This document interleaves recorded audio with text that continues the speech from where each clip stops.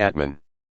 Along with the conception of Siddha there was that of the Vijnana system, and also the deepening of the ego idea. Early Buddhists denied the reality of an ego substance, which was in accordance with their psychology, but the idea of ego was not necessarily the same as the assertion of self-will or egotism. Even when self-will was destroyed, the idea remained. What was destroyed was the lower self and not the higher self, the smaller self and not the larger self. For the annihilation of the lower and smaller self was only possible through the assertion of the higher and larger one. Buddhists never thought of putting an end to whatever might go under the name of self. The idea of ego substance was inimical to the development of the higher center of the individual, nor was it in harmony with the experience of their religious life. How is the question of the higher life to be solved, then? Where is it to be placed in the system of the Vijnanas? With this question an absolute Siddha came to be separated from the empirical ego. And this absolute Siddha to be identified with the Alaya, which was now made the foundation of the whole Vijnana group. So we have Siddham Alayavijnanam, and this then furnishes the reason of the inner realization as taking place in the Tathagata-garbha. The philosophers take the Tathagata-garbha, or the Alayavijnana for the ego, that is, the lower, narrower, empirical ego, which is, however, far from the teaching of the Buddha. The real immaculate ego, Bodhisattvas, going beyond the grasp of relative knowledge, cannot so easily be understood and so readily be asserted as is done by the ignorant. We thus read, born or unborn, the mind always remains pure. Those who reason about the existence of an ego substance, why do they not prove it by illustrations? Those who vainly reason without understanding the truth are lost in the jungle of the Vijnanas, running about here and there and trying to justify their view of ego substance. The self realized in your inmost consciousness appears in its purity. This is the Tathagata-garbha, which is not the realm of those given up to mere reasoning. When the skandhas are analyzed, there is that which apprehends and that which is apprehended. By understanding this aspect of relativity, true knowledge is born. The philosophers think that the Alaya, or where the garbha is oriented, is the seat of thought and one with the self. But such are not the teachings declared by the Buddhas. When these are well discriminated, there is emancipation and seeing into the truth.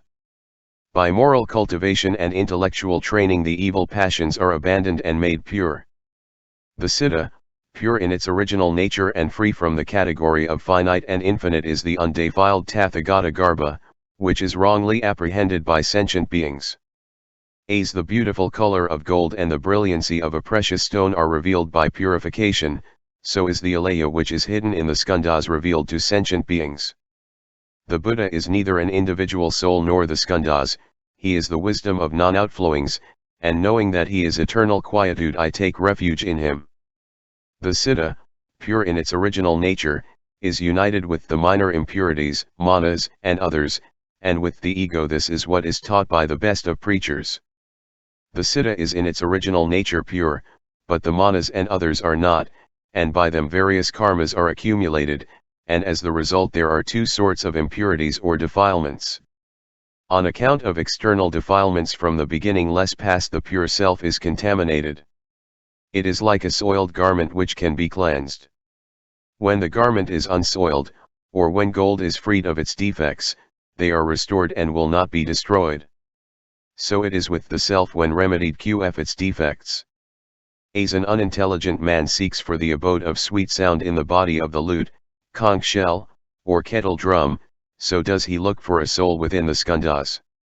Like the gems in the treasure house or like water under the ground, which are invisible though known to be there, so is the soul in the skandhas. While the whole system of the Siddha activity with its proper functions is in union with the skandhas, the unintelligent fail to comprehend it, so it is also with the soul in the skandhas. Like the contents of the womb whose existence is known but invisible, so is with the soul in the skandhas which is likewise not perceivable to the dull-minded. As the essence of medicinal herbs, as fire hidden in fuel, so the soul in the skandhas is not perceived by the dull-minded. As the unwise fail to see that in all things existent there is the nature of eternity and emptiness, so they do not see the soul in the skandhas. If no real self exists, there will be no stages of Bodhisattvahood, no self-mastery, no psychic power, no anointment of the highest order, no excellent samadhi. If the nihilist come and ask, if there be the self, show it to me, the wise one's answer will be, show me your own discrimination.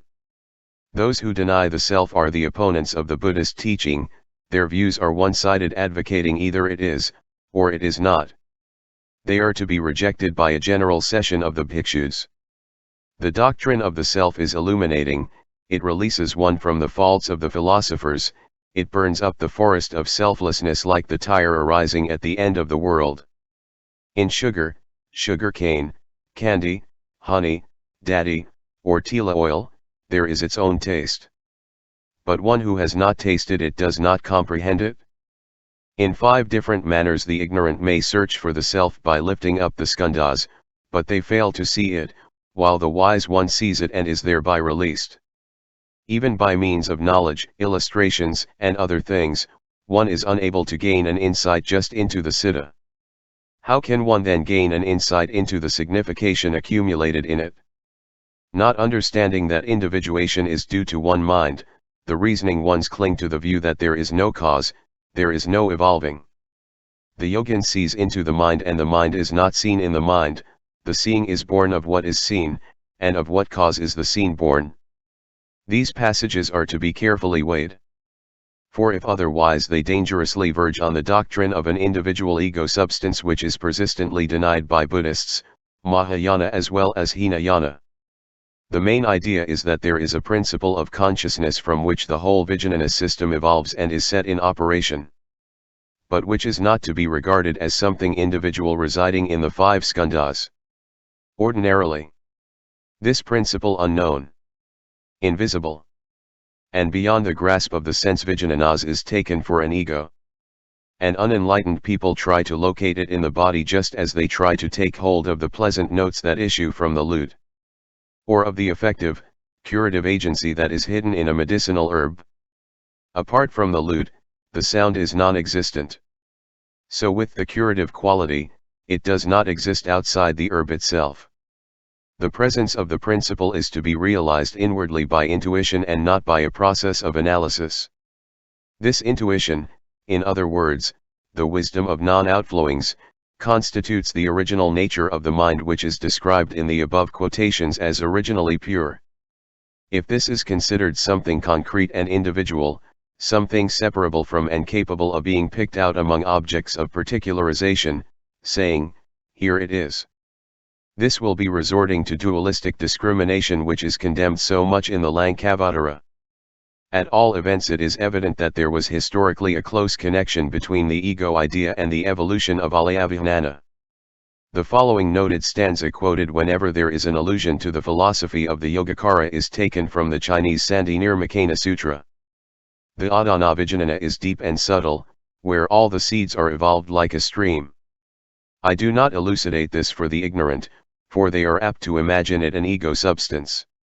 When Siddha among early Buddhist scholars came to denote accumulation, vijnana, discrimination, or representation, and manas, deliberation or reflection, it was natural for the later psychologists to designate Siddha as Alaya or Alayavijnana as belonging to the general body of various vijnanas. Alaya means storage or treasure house, where all the results, called seeds, of one's mental and physical activities are hoarded, i.e. accumulated, and it does not stand outside the Vijnana system. It is one of them, though in the most fundamental sense of the express-zion. And for this reason the Alaya is liable to be regarded as the ego substance, the very idea against which Buddhism has been fighting ever since its inception. The Lankavatara is thus quite anxious to dispel this confusion. In what follows, the Buddha answers the question of Mahamati as regards the identity of Atman and Tathagata-garbha, which, as was mentioned before, is the same as Alayavijnana. There is no doubt that this idea of Alayavijnana or Vijnana or Tathagata-garbha or Siddha caused confusion in the minds of some Mahayana Buddhists who have been brought up in the teaching of an Atman. Hence the following question proposed by the Bodhisattva Mahamati. The Tathagata-garbha is mentioned in the text of a sutra and described as thoroughly pure and undefiled in its essential nature. As endowed with the 32 marks. Entering into the physical body of a sentient being. And enveloped within such matter as the skandhas, ditthas, and ayatanas, and soiled with the dirt of greed, anger, folly, and discrimination, but really described by the Buddha as eternal, permanent, auspicious, and unchanged. If so, is not this Tathagata-garbha something of the same order as the Atman in the teaching of the philosophers? They teach the Atman as eternal, creator, devoid of attributes, mighty, and imperishable. To this question raised by Mahamati and also cherished by most bodhisattvas and scholars, the Buddha gives the following answer. O Mahamati, the doctrine of Atman by the philosophers is not the same as my teaching of the Tathagata-garbha. For what the Tathagatas teach is emptiness. Limit of reality. Nirvana. No birth. No appearance. No desire. And such other conceptions, with which the Tathagata-garbha is characterized, and by which the ignorant are saved from the occasion of cherishing a sense of fear about the Buddhist teaching of non-ego. And they are thus finally led by the Tathagatas to the realm of no discrimination and no imagery, that is, to the entrance of the Tathagata-garbha. O Mahamati! Bodhisattvas-Mahasattvas of the present and the future are warned not to entertain any idea of ego substance here. This explains how the Buddha came to talk about the Tathagata-garbha and how it differs from the ordinary notion of the ego. With the philosophers, the ego does not rise above the level of empiricism. The existence of the transcendental ego as maintained by Buddhists, which apparently contradicts their traditional view of non-ego, is hard to understand for the ignorant as well as for those of the two vehicles. For especially the latter are used to interpret existence in terms of transitoriness or momentariness. This leads to the question how the Alaya or Tathagata-garbha is to be conceived in relation to the doctrine of universal transitoriness. Is not the Tathagata-garbha, however skillfully it may be expounded, after all a sort of ego substance? It now becomes necessary for the Lankavatara to discuss the problem of momentariness in relation to the hypothesis of Tathagata-garbha. This has partially been touched elsewhere. And let it suffice here to quote the following stanzas, which are by the way wrongly placed after the paragraph on the 6 paramithas instead of before it in all the texts of the Lankavatara. Existence is discriminated by the ignorant as empty, transient, and momentary, and the nature of momentariness as they discriminate is illustrated by a stream, lamplight, and seed. But really nothing is seen working at any moment, all is solitary, there is no birth and destruction, nothing is ever born. This is the Buddha's view of momentariness. Birth and death follow each other without interruption. This is not the teaching of the Buddha for the ignorant. That birth and death are uninterruptedly successive in all things is due to discrimination moving on in all the paths of existence. With ignorance as cause there is the evolving of all mental activities. But where do they get their anchoring while there is no birth of form? An uninterrupted continuity breaks and there evolves another mind. While form has not yet been set up, depending on what will it mind be evolved. As long as the mind is evolved depending on it, the cause is not the true one. Not being sufficient in itself as a cause, how can one know of anything that suffers destruction momentarily? The attainment of the yogins, gold, the Buddha's relics, and the mansions in Abhasvara heaven, these are indestructible from any worldly cause. Permanent are the truths attained and the knowledge realized by the Buddhas. Permanent is the Bhikshu nature and his attainment. How is momentariness seen here? Visible objects are like the Gandharva's castle, Maya, and other such like non-entities, and no momentariness is here. The elements are not realities, and how can we speak of their power to create? I have said that the Alaya and the Tathagata-garbha are one and the same thing. And that one is more of psychological significance than the other. But the Lankavatara sometimes seems to distinguish one from the other, that is, to consider the Alayavijnana as presenting the impurity phase of the Tathagata-garbha. Read the following, which also sheds a side light on the question of the ego. Mahamati asks. Tell me, O Blessed One, concerning the evolution and disappearance of the skandhas, dhatu's, and ayatanas. If there is no Atman, what is it that is evolved and disappears? The ignorant who, stationing themselves on things that are evolved and disappear, do not think of extinguishing pain, may not seek after nirvana. They must therefore be enlightened on the subject. Whereupon the Buddha answers. The Tathagata-garbha contains in itself causes both good and not good, and from which are generated all the paths of existence. When there takes place a revulsion in the Alayavijnana by gradually ascending the steps of Bodhisattvahood, a man will no more be led astray by the methods and views of other philosophers. Then stationing himself on the stage of Bodhisattvahood known as the immovable, he gains the passage leading to the bliss that accrues from the 10 kinds of samadhi. Supported by the Buddhas in samadhi and reviewing the wonderful truths taught by the Buddhas as well as his own vows which he made in the beginning of his career. He does not abide in the limit of reality absorbed in the bliss of samadhi. He has realized the supreme state in his own consciousness. And by the methods of discipline that do not belong to Sravakas and Pratyekabuddhas and philosophers, he gains the path belonging to the holy family of Bodhisattvas at the 10th stage, and also the will body of knowledge which is above all conscious strivings after a samadhi. For this reason let the Tathagata-garbha known under the name of Alayavijnana be purified by those Bodhisattvas who are seeking after something distinctive. O Mahamati, if there is no Tathagata-garbha known under the name of Alayavijnana, no evolution, no disappearance will ever take place. But there is, both among the ignorant and the wise, evolution and disappearance. While abiding in the bliss that accrues from the enjoyment of the actual life and supreme state realized in their consciousness, the yogins do not abandon their discipline and hard laboring. O Mahamati! This realm of Tathagata-garbha Alayavijnana is pure in its original nature indeed, but appears devoid of purity because of the false views and reasonings entertained by all Sravakas, Pratyekabuddhas, and philosophers, which defile the light by their external defilements. This is not the case with the Tathagatas. As to them, they see the Tathagata-garbha as if it were an amulika fruit in their own palm. O Mahamati! I inspired Queen Srimala1 and also other bodhisattvas who are endowed with a fine, subtle, pure intelligence to expound in a text of discourse the meaning of the Tathagata-garbha known under the name of Alayavijnana. So that the Sravakas, who are attached to the Alaya's evolution with the 7 Vijnanas, might see into the egolessness of things. The realm of Tathagatahood which was elucidated by Queen Srimala under the inspiration of the Buddha is not the domain of reasoning which belongs to Sravakas, Pratyekabuddhas, and philosophers. The realm of Tathagatahood indeed belongs to another realm where the teaching that the Tathagata-garbha is the Alayavijnana is understood. And this is meant for the Bodhisattvas-Mahasattvas who like yourself being endowed with a fine, subtle, penetrating intellect and understanding know how to conform themselves to the meaning.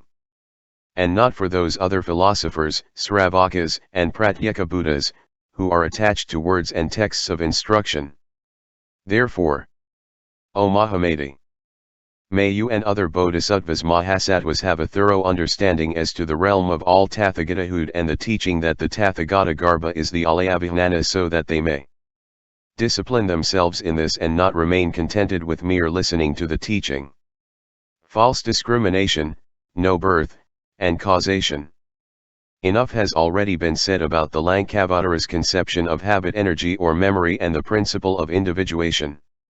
Let us now proceed to see what is meant by discrimination and in what relation this stands to the doctrine of mind only, and also to the Buddhist idea of no birth which is characteristic of the transcendental Siddha.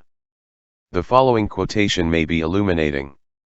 Inspired by the spiritual power of the Buddha, Mahamati asked him again, what is the distinctive feature of the Buddhist doctrine of no birth and no annihilation? For do not all the philosophers teach also that the creative agents are neither born nor annihilated?